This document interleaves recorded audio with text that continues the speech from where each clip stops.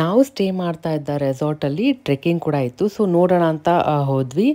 ಹೋದಾಗ ಅಲ್ಲಿ ಕಾರ್ ಮೇಲೆ ಫುಲ್ ಮಂಕಿ ಎಲ್ಲ ಓಡಾಡಿರೋದು ಕ್ಯೂಟಾಗಿ ಅನಿಸ್ತು, ಹೆಜ್ಜೆ ಎಲ್ಲ ಇತ್ತು. ಸೊ ಟ್ರೆಕ್ಕಿಂಗ್ ಚೆಕ್ ಮಾಡಿದಾಗ ಅವ್ರು ಹೇಳಿದ್ರು 1 ಅವರ್ ಟ್ರೆಕ್ಕಿಂಗ್ ಇರೋದು, ಮಗು ಇದೆಯಲ್ಲ ಸೊ ಅದು ಕಷ್ಟ ಆಗುತ್ತೆ ಬೇಡ ಅಂತ ಹೇಳಿದ್ರು.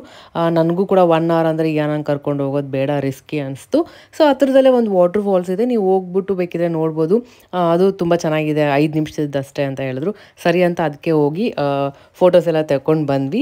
ಸೊ ರಿಟರ್ನ್ ಬರೋಷ್ಟಿಗೆ ಫುಲ್ ಹಸ್ವಾಗ್ಬಿಟ್ಟಿತ್ತು, ಸ್ನ್ಯಾಕ್ಸ್ ಕೂಡ ರೆಡಿ ಇತ್ತು. ಸ್ನ್ಯಾಕ್ಸ್ ತಿಂದು ಒಂದು ಸ್ಟ್ರಾಂಗ್ ಚಹಾ ಕುಡಿದ್ವಿ. ಅದಾದಮೇಲೆ ಮತ್ತೆ ರೂಮ್ಗೆ ಹೋಗಿ ಸ್ವಲ್ಪ ಹೊತ್ತು ರೆಸ್ಟ್ ಮಾಡಿದ್ವಿ. ಅದಾದಮೇಲೆ ಮತ್ತೆ ಡಿನ್ನರ್ ಟೈಮ್ ಆಯಿತು. ಲೈವ್ ಮ್ಯೂಸಿಕ್ ಕೂಡ ಇತ್ತು, ಆಂಬಿಯನ್ಸ್ ಮಾತ್ರ ತುಂಬಾ ಚೆನ್ನಾಗಿತ್ತು, ಒಳ್ಳೆ ಸಾಂಗ್ಸ್ ಆಡ್ತಾ ಇದ್ರು. ಆಮೇಲೆ ಊಟಕ್ಕೆ ಅಂತೂ ಕೇಳಂಗೆ ಇಲ್ಲ, ತುಂಬಾ ವೆರೈಟೀಸ್ ಇತ್ತು ಮತ್ತು ಟೇಸ್ಟಿ ಆಗಿತ್ತು. ನಾವಂತೂ ತುಂಬ ಇಷ್ಟಪಟ್ವಿ. ಫುಡ್ ಮಾತ್ರ ಎಸ್ಪೆಷಲಿ ತುಂಬಾ ಚೆನ್ನಾಗಿತ್ತು. ಈಯನ ಕೂಡ ತುಂಬಾ ಎಂಜಾಯ್ ಮಾಡಿದ್ಲು. ಮತ್ತೆ ನೆಕ್ಸ್ಟ್ ವಿಡಿಯೋಲಿ ಸಿಗೋಣ, ಬಾಯ್.